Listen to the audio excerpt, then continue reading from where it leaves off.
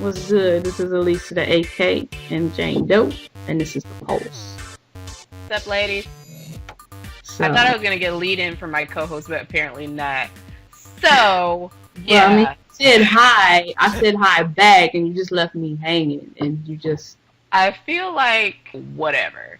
I don't Um, remember. but yeah, so this is what's up. The Pulse is an all women's show, lesbian, whatever you identify as, queer, whatever, and we cover LGBT news, pop culture, and hot topics. So, can you help them out, explain how this happened before we get started?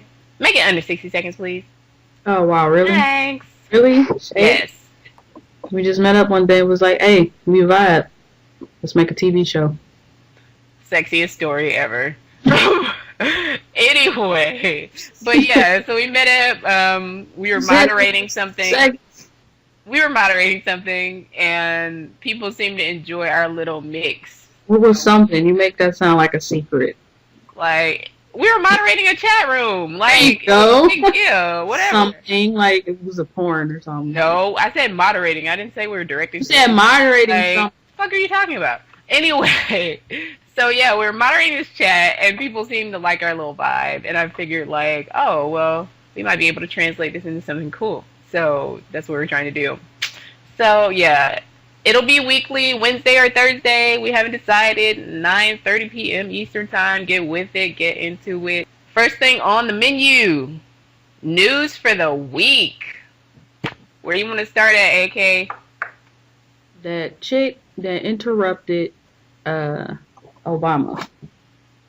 She did not interrupt Obama. She did. She interrupted Michelle. Obama. Michelle isn't Obama. Obama is Barack. Get your mind right. I mean, but she's an Obama. Cricket. I mean, you the one that got confused. I said she confused. No, You know, if you said Obama, people are going to think that that lady was yelling at the president. Like, no. I mean, he has been in the past. I mean, you know, people, whatever. So, anyway, yeah. So, this lady, 56-year-old lady named Ellen from GetEQUAL, apparently just disrupted Michelle Obama's speech. 20-minute speech. At about 12 minutes in, she decided that she wanted to let her feelings be known about why we didn't have an executive order solidifying LGBT gay rights against discrimination in the workplace and so on and so forth. I feel like you're not helping the cause, is what I feel like. Like, shut the fuck up. Like, the first lady is speaking and you're being an asshole. So, that's all I really have to say about that. Like, you're an idiot, sit the fuck down. Well, I understand where she was coming from because people stood up and did that to George Bush. But the difference was it was George Bush, not Laura. Checkmate. And another thing is they don't realize that Mrs. Obama is from the south side of Chicago. Okay, she hood in a She is an educated hood woman. She's an educated hood woman. And so she knows how to check you without actually getting wretched, to be, so to speak. Like, she's right on the borderline of being, like, the type of chick that could turn into a bird. Like, You see, white people aren't used to blacks. So they don't know, do not interrupt black woman when she's trying to make a speech. Oh, you gonna get it. And she learned that day, that very day, and got escorted out. like, Michelle bye, was bitch. like, look, I'm up here speaking. You want to speak? Go right ahead, because I'm about to leave. So, No, yeah, like, so- no, bitch, you about to leave. Like, you about to leave. Security? So the whole thing is, I understand where they're coming from. They want more done under the president, Obama, and I mean, more could be done, but at the same time, we have a lot of other fires to put out, and it's kind of not that important if you ask me. I mean, it's important, but I'd rather have a job over my gay marriage rights. I mean, That's I see your point. I see your point, and my thing is kind of like, I feel like y'all are really pushing this dude on a whole lot of issues when it comes to LGBT rights, but He's done more than any other president, though. I will give him that. He's done more than any other president, but But beyond that, like, he wasn't even on the gay marriage train until like the 11th hour before the election last year. So I need y'all to get your minds right. Like, he's not really like gung ho gay people like y'all think he is. Like, he's a politician and he knows how to use. I mean, I agree with that, but at the same time, I think he could if it were nothing else wrong in the country. Like, people aren't just sitting out of work. And no, I totally agree. Like, we have enough shit going on. Like, that's the last thing to be worried about. Been placed, already. It would have been pushed through and everything. But we got these wars that he's trying to end. He's trying to get the, education and all that good stuff, and all these people going crazy and mass murder, and So it's more important stuff than me being able to go out and marry somebody, and I get it. No, I agree. Like, I have family going into the military this year, so please end this shit before. You know what I'm saying? Like, I just really would appreciate if you could just chill on that. Like, I'm not even dating anybody, so I'm really not concerned about gay marriage at the moment. Like, yes, I know the political implications and legal implications and all that, but I feel like that's not, like, an extremely important thing, especially given that DOMA is in the Supreme Court right now. And, that whole thing with California and their stuff is going on in the Supreme Court right now. So, I mean, I'm sure we'll get back to that. But right now, I don't think it's altogether that big of a deal. I just feel and I'm just going to throw it out there. And it's like people out there that I don't want to get married yet. I'm just not ready for them to get married. All right, next subject. We're going to talk about marriage, like really, really talk about marriage. But we have a show coming up on marriage anyway. Like, I'll just reserve my comments on marriage till that show. Yeah, so the Illinois senator who proposed the bill on marriage equality there stood up last Friday in tears because he could not bring it to a vote. He said he did not have the support to bring it to a vote during the spring session, and nothing can be done about it until November. Now, anti-marriage equality activists are dancing around the bonfire around that because they are like, oh, it's a bellwether. Illinois really displays the sentiments of the rest of the country. Nobody else wants gay marriage. Let's slow down this momentum. But I feel like it just was like one of those things. Like, he didn't have enough support at the time. This is part of the political game. I need y'all to get with. They'll come back in November and that shit will pass by like November 15th. I just call it BS. They didn't care. Yeah. And he did the stereotypical thing of get up and cry. Really? No, but the senator who was in tears, he is gay. So yeah, that's what I said. Stereotypical. You just got up and cried. Like, you should have been like, you know what? I ain't getting enough votes. So But it's emotional for him. You don't know if he has a partner and he and his partner are looking forward to getting married. Like, we don't know. You really have to cry about it. Like, I feel like if you were a senator and you would put that bill up and I wouldn't have cried for years, you might have cried about it. I feel like you cried and voted it down or something, maybe, but just you would have gotten a little bit missing. I feel like because I dropped the ball and didn't get enough votes. I'm not about to sit up there and cry. But anyway, it's a bunch of BS. They have a bunch of things going on with Chicago right now. They don't need to really be focusing on that. And all the Republicans and whoever else, whoever's against gay marriage, they just want to talk out of their ass, basically.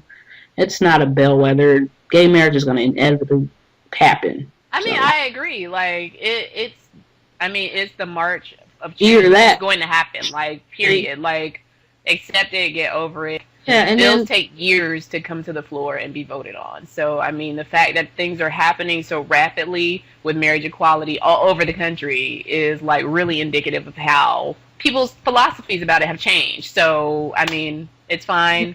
We'll get there. No big deal.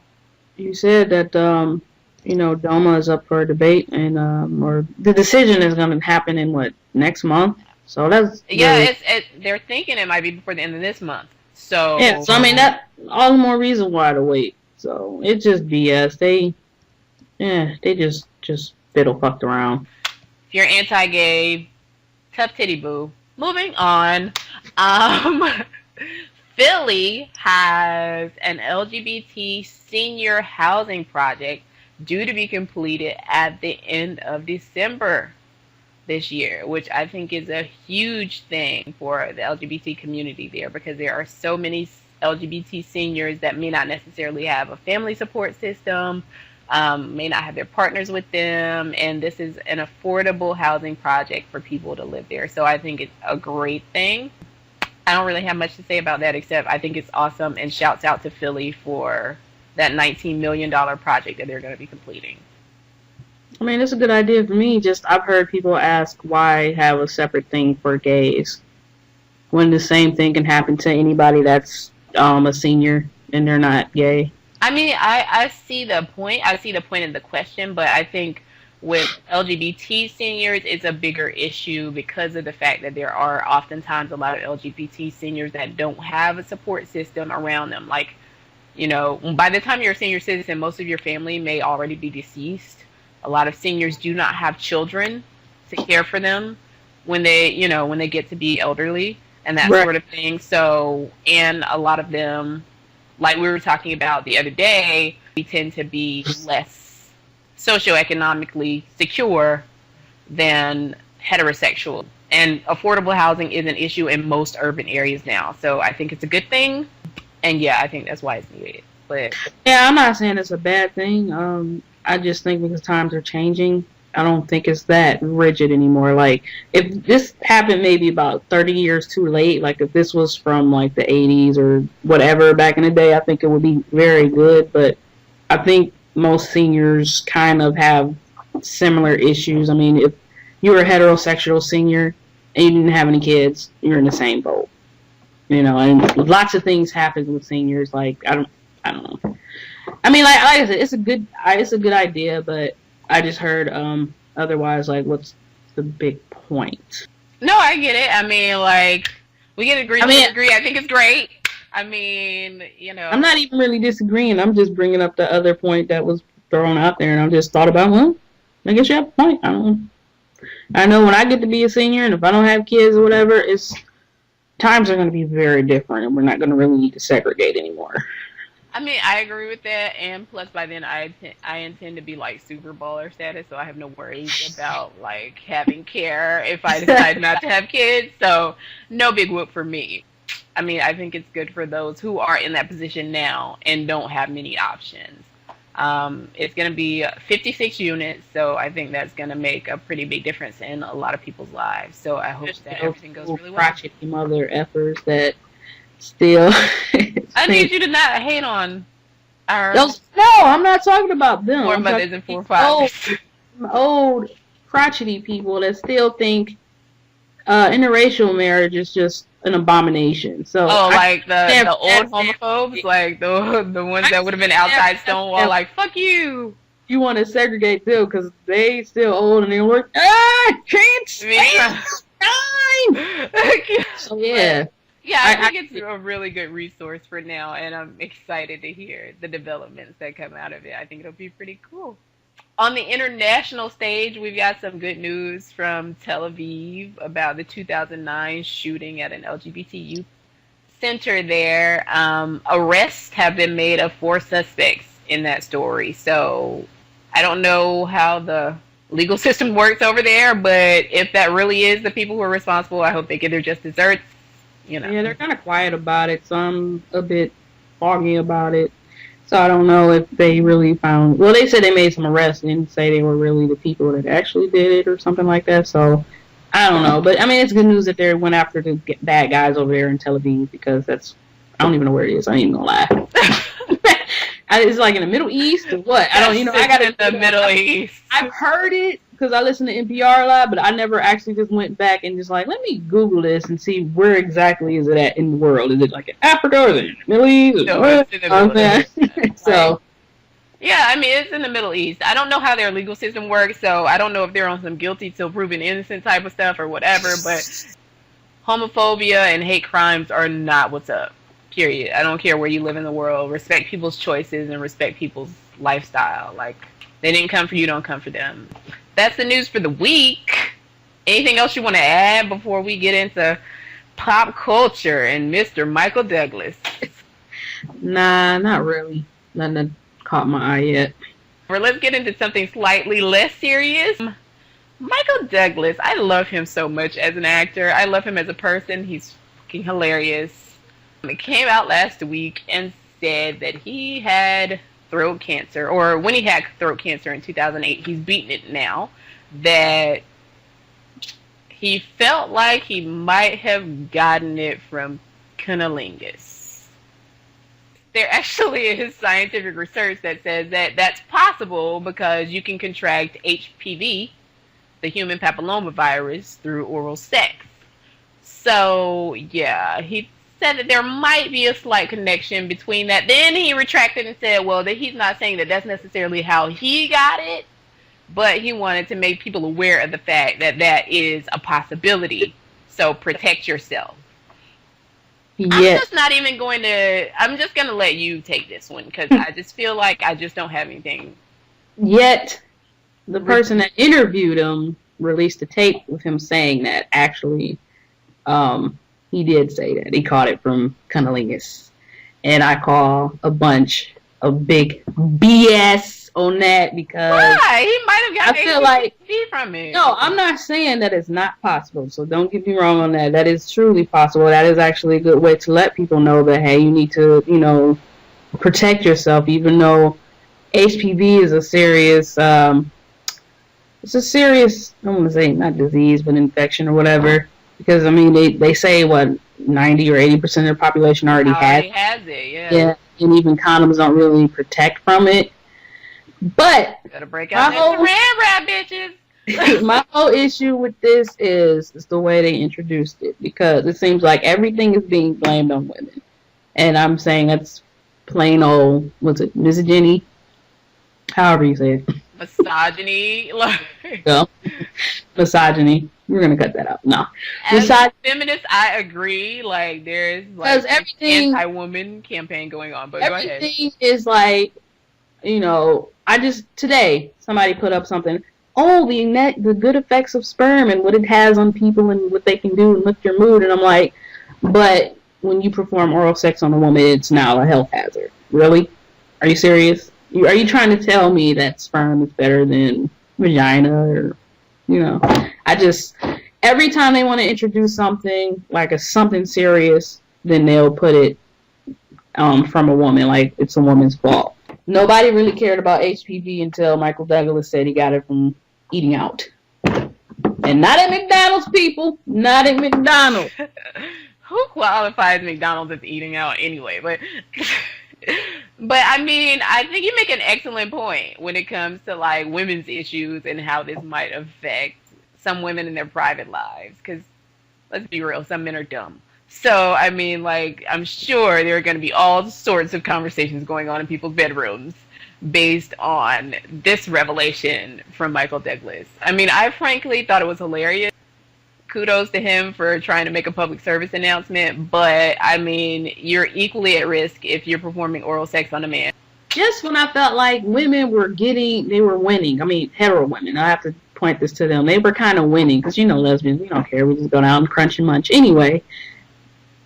Hetero women, you better get that. 195.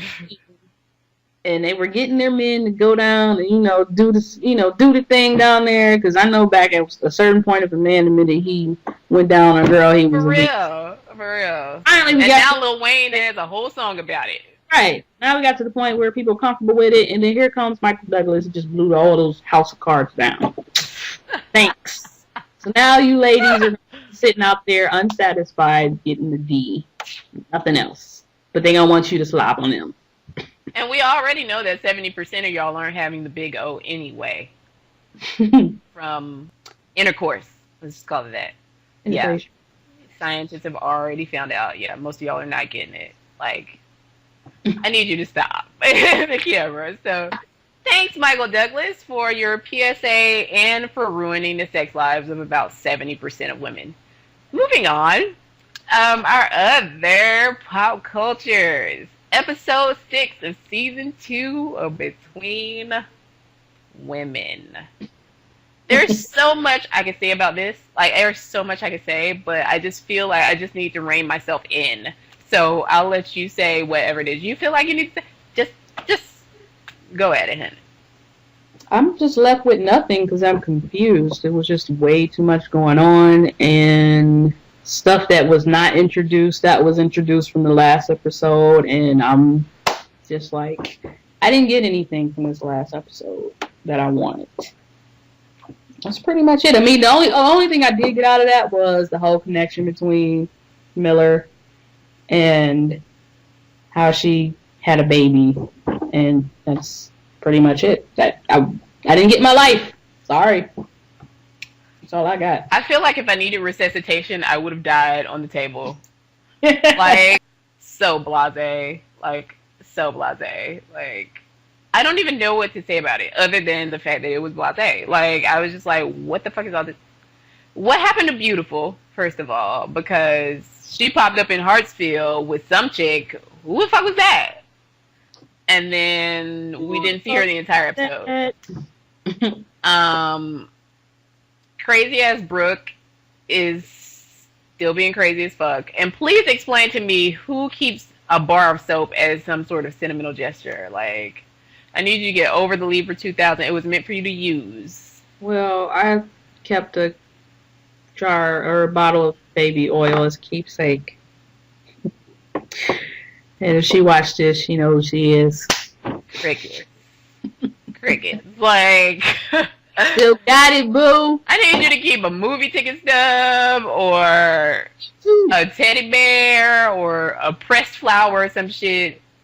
Flowers are not personal hygiene products. Like, and I used it, I just got the bottle. They're meant because I remember she gave it to me, and I'm just like, I've got to pay her back. And can we just talk about Miller and this girl Alicia in the bathroom for a second? Like, where they do that? I still don't even know what happened between them. Like, I just was like, looking at the screen, like, what? Like, so is it actually happening? Is she just leaning on the girl? Like, what is going on? Like, I don't even know. Well, I know that much that Miller's playing a game with her. I know that much. But I thought maybe every film's little panties would be moist because that's exactly what they thought Miller would do to them, was just touch them and they'll just leak all over the floor. What is the name of that song? Touch Me in the Morning, Then Just Walk Away. What is the name of that song? I need you to find that by the end of the episode. Oh, it's called Touch Me in the Morning. Oh, yeah. Insert that song right here. Like, I can't even lie, though. Miller does serve me all kinds of I'm going to call you at 1:30 and be like, what you doing? And I'll be like, nothing. Like, hey, baby. So, hey, Miller. Hey, baby. What you doing? Y'all show is so shicey sometimes, but I still love you, though. Yeah. Yeah. Go ahead, because I was about to say something about the whole Rhonda situation, because I was so like, what? Nah, I was just agreeing that they show can be shicey, and it means from the time all the way up to the stories, because I still want to know.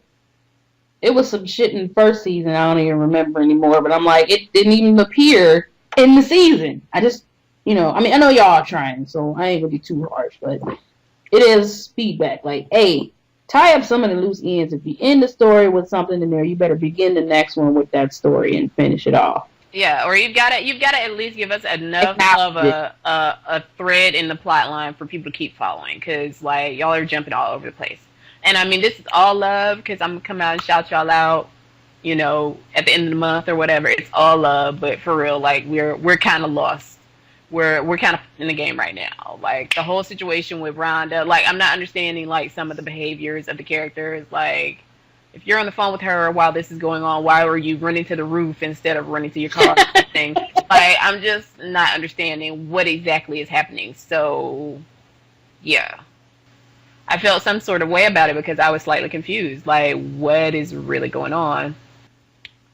Anyway, the topic of the night is black lesbians and these bullshit ass... I'm sorry, maybe I shouldn't say that. Black lesbians and traditional gender roles and how we tend to subscribe to one or the other in our relationships. Can you tell me why we picked this topic? Like, really? Just because it affects us the most. Black people, or not black people, but black lesbians always have an issue about gender roles and what a stud. And I'm just going to say it, a stud. It's always stud related. what a stud should do and should not do. No, it's not always stud related. Don't try it. You're trying it. It is. It is not always stud related. Why? How come stud can't do this? How come she don't do that? Blah blah blah blah. And you just get this whole muddled piece of mess that, okay, she's still a woman, but she's supposed to be the dominant one. So it's mess. My thing with this whole thing is we are all women. I feel like, from my experience and the experience of people that I know, that it tends to be studs who want to subscribe most adamantly to the gender role thing. Like, oh, I got to be hard, and, you know, like, my femme can't do this, and we can't do this in the bedroom because, you know, I'm not taking no, but you want to, this is not our After Dark show, so I'm not going to get too graphic, but, like, you want to do things to us that we're not allowed to do to you. I have a problem with that. And I don't feel like gender roles really have a place in our relationship to the level that they tend to become a problem, and they usually do become an issue in femme-stud relationships. I don't really know how stud-for-stud relationships go because I've never been in one, or a femme-femme relationship because I've never been in one. But yeah, it tends to become an issue because we're having an issue with the power dynamic in our relationship. I can do this, you can't do that, blah, blah, blah. And so I think it really needs to go out the window. Yeah. I don't think so. I mean, it's just whatever, to each his own, because some people actually like that. I mean, some people look to our stud, aka butch women, as the, you know, the strength of the community, the one that protects the femme and everything of that nature. I find that most people that have issues with it are no labels, or maybe like a sort of aggressive type femme or whatever, who wants to, I don't want to say she wants the role of a stud, but not actually dress like one. It's just like, you know, your personalities clash, and just maybe it's not compatible. I don't know, but it works for some people. I was just actually viewing an argument yesterday about studs being called wife, and then one stud took particular issue about what do you want to be called? Like, I mean, I'm not trying to be funny, but like, what do you want to be called? Please don't say studsbend or husband I mean, some studs like that though. It makes them feel, you know, their prowess, their dominance, and whatever, their head of household, or whatever it is that they want to feel. I have no problem with husband or studband or wife. That's just me. Some of them might have an issue with wife. I don't know. But a lot of them are just saying, like, I am the husband. I am, you know, the provider of my household or my family or whatever. That they were just the strength of the family. Not saying that the film isn't. It's just, that's just how they roll, and some people miss that and other people don't, you know. I mean, like, yep. I respect the whole, like, everybody likes what they like thing. That's fine. I have no problem with that. But, like, here's a part of my issue. Like, this whole, like, head of household sort of thing, we're in a partnership. Like, we're two people. We're both coming to the table 50-50. And I find it hard to believe in most of these relationships based on my own experience and the experience of people that I've come in contact with on a regular basis, that these studs are like, oh, I'm the provider. I take care of the household. That is not the case most of the time. We come to the table with as much, and if not more, a lot of times more, let's be real. Where's the head of household thing? We're 50-50 in this. Gender roles can hurt, and also it can help a relationship. It just really depends on what do you want from your relationship. Some people work better with partnerships. Some people like where the one person is taking a, you know, is taking a step, you know, being the main person, do everything. Yeah, taking the lead. And I don't really find fault in it. It just gets me when sometimes films like to blame studs. Like, I'm trying to think of an example. Well, while you're thinking, they kind of forget that we're women sometimes. Like, they want us to do this. I feel like sometimes y'all forget that you're women, though. Like, I feel like more often than not, it's the stud forgetting that she's a woman. Like, you don't control everything. Like, and I get what you're saying about, like, some people, the gender role thing appeals to them. Like, that's cool, that's fine, whatever. But I feel like it can be a hindrance in a relationship when people feel like there are certain things that I'm supposed to do, certain things that you're supposed to do based on the role that we identify with. Like, I think it would be better for people and better for relationships if they just let each partner play to their strengths. If I'm better with money, then I handle the money. If you're better with cooking, then you handle the cooking. I don't think that you should have to be like, oh, you're a femme, so I need my house clean, my shoes by the door, and a full home cooked meal by the time you get here. I think that plays into it more often than not. We fall into these roles because of what we've seen growing up, and it's like, oh, well, I'm the masculine identified one, so I'm going to do what I saw the men in my family do. Like, come home and expect you to have a home cooked meal for me. Like, child, please. Well, just a lot of people, and I'm sorry, but sometimes it comes from the feminist standpoint, is they get upset when we actually do ask for you to do a gender-specific role, whatever. Like, I want my women to cook. It's not because I'm a stud and I just have to have my women do it. I hate cooking. I hate it. And you want me to wash the dishes? Go ahead. And then I have a certain thing where I may not want you to take out the trash, though you're very capable of doing it. Unless my hands are broke, you're touching our food. I don't think you should be touching filthy stuff. I'll do it. That's just me. But it can be spent around like, is it because I'm a family you think I can't do it? And this is not the truth. And I think the blame is equally placed on both. Because I did say at the beginning, I said, it's always something about a stud. He was like, no, and then here you go, it's a stud. It's a stud. I said it's stuff about, because if you really want to go there, when it comes to like stuff in the bedroom, that becomes an issue for a lot of couples because we're both women, like.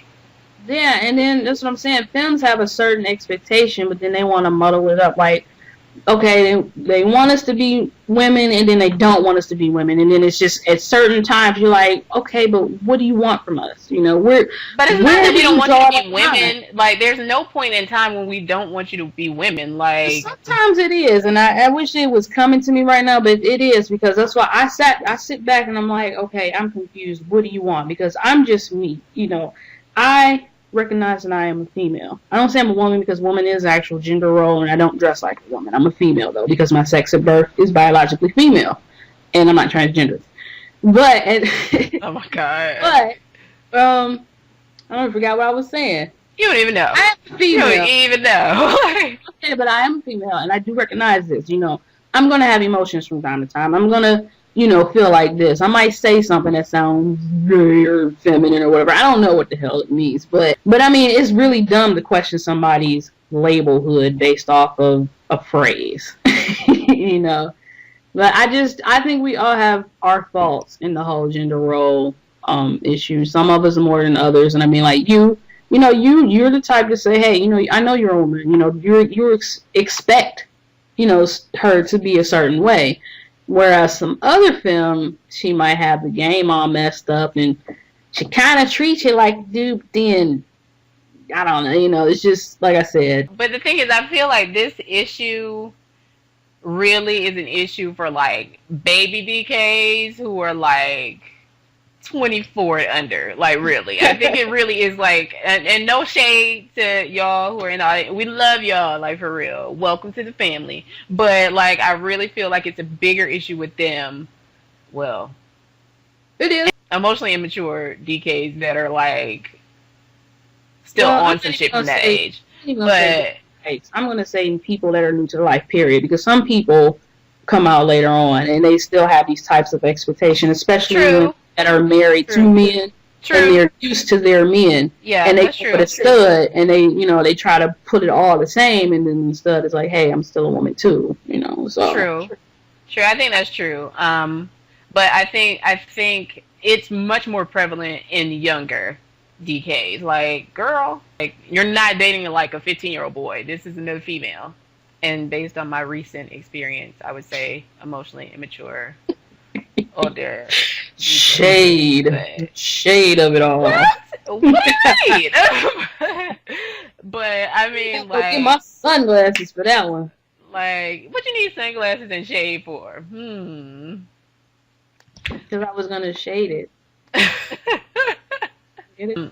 I think as you get older or whatever, like, you kind of release some of that impression, or the more experience you have in a life, or whatever, you release some of that expectation that we have to fit into a box. Like, if you're a femme, you have to dress in skirts and heels all the time, or if you're a stud, you can't ever wear your hair long, or some ridiculousness. See, that's what I think people get a lot of the expectations wrong, because I know myself, I never expected a femme to always wear dresses and skirts and never wear pants or jeans or anything like that. But I also always expected of them to have a more feminine approach to life. You know, it's just the way you carry yourself. Yeah, and I mean that's fair. Like, and I think on some level that there is some impression in the whole femme part of the community that there is a certain way that a stud is supposed to carry themselves to be identified as a stud. Like, and there are some women out there. I am not one of them, to our stud audience or whatever, but there are some women out there who are like, oh, if you're a stud and you say or behave in certain ways, then the chick that you're dealing with might lose respect for you. Let's not get graphic. I don't want to perform certain acts on you and all that sort of thing. Like, I don't know. See, and it's something I've had girls say it to me, like, I want to bitch you up. I don't want to be bitched up. I want you to, you know, do things to me and just, you know, satisfy me or whatever. Not make me sound like a bitch or whatever the hell that's supposed to mean, and make me weak. Because even if I did submit to some of the things that you wanted me to do, we'll just say I've been there, and then, you know, she kind of does look at you different, like, oh, I pissed you up, you ain't all this, you ain't that. They do lose kind of respect for you, and then they move on to the next harder stud or whatever that they have more respect for. But again, I think that what we're talking about, AK, is a question of maturity. Like, some women are just not mature when it comes to that sort of thing. So you're dealing with a chick that... Which kind of makes me think about, I was actually watching L Word, and Max was, you know, struggling with his masculinity, you know, versus still being... Let us not. No, I'm just saying it's a certain scene where this woman that he was dealing with, you know, she pulled out his rubber whatever, threw it on the floor, and she was like, I want you to do this, you know. She just said, you know, I want to make you feel good in so many words.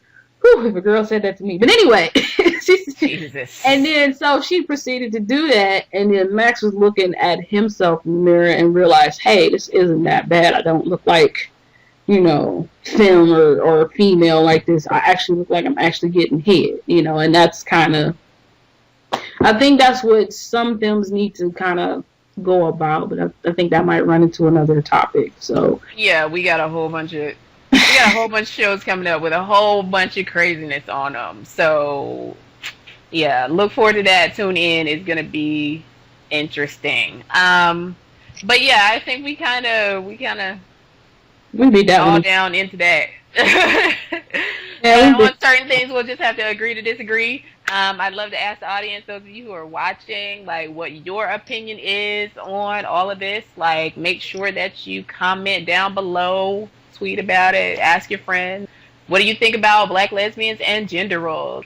If you're a femme, do you think that a stud should behave in a certain way not to lose your respect? If you're a stud, then do you think there are certain things that your girl shouldn't be doing or shouldn't be doing to you, more specifically, in order for you to maintain your masculinity? Let us know in the comments below. I think we have covered pretty much everything we were going to talk about tonight. The love below, baby. Wow, really? Thanks. Show us the love below. I needed that. I haven't had such a thing in a while. But anyway. Yeah, so we're about to wrap up first edition of The Pulse. Yay. Anything you want to share with the audience? Anything you'd like to say before we let them go? AK? Not really. Really? Yeah, I don't really know what to say. You're such a lame. You're such a lame. Yeah, right now it's the first show, so I'll get comfortable and realize what I need to say after the fact, 10 minutes later, 20 minutes later down the line, whatever. Well, since I hope you guys liked it, you know. I want to try to bring a stud perspective, you know, if I can. I've done it a lot online, you know, so. She always got something to say. I do always got something to say. I had Sue cussed out about always having something to say, so this Oh, I'm just saying. What? Nothing. Why she kept singing in my ear, like, in my face? Nothing. I'm just saying. You just called me a hoe? I didn't call you a hoe. I called you a troll. Get yourself together. Anyway, on AK's behalf, again, guys, I'm Jain Deaux. Thank you so much for watching. I'm so happy to have you as a part of our audience. You can always touch base with us here on our YouTube page. Talk to us by email. I'll give you that in a second. Thank you so much for watching, supporting. Tell your friends about us. Come back and see us next week. We will be here.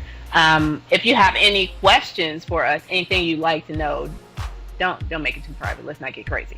But anything you'd like to know, you can hit us up at JD, the letters JD, the word and AK, the letters A as in alpha, K as in kilo, at gmail.com. Again, that's JD, ding, and AK. What? Seriously? You're the only AK on the show? Like, Jesus Christ. So JD and AK. I need you to, Jesus, at gmail.com. Thanks for watching, and we'll see you guys next week. Peace.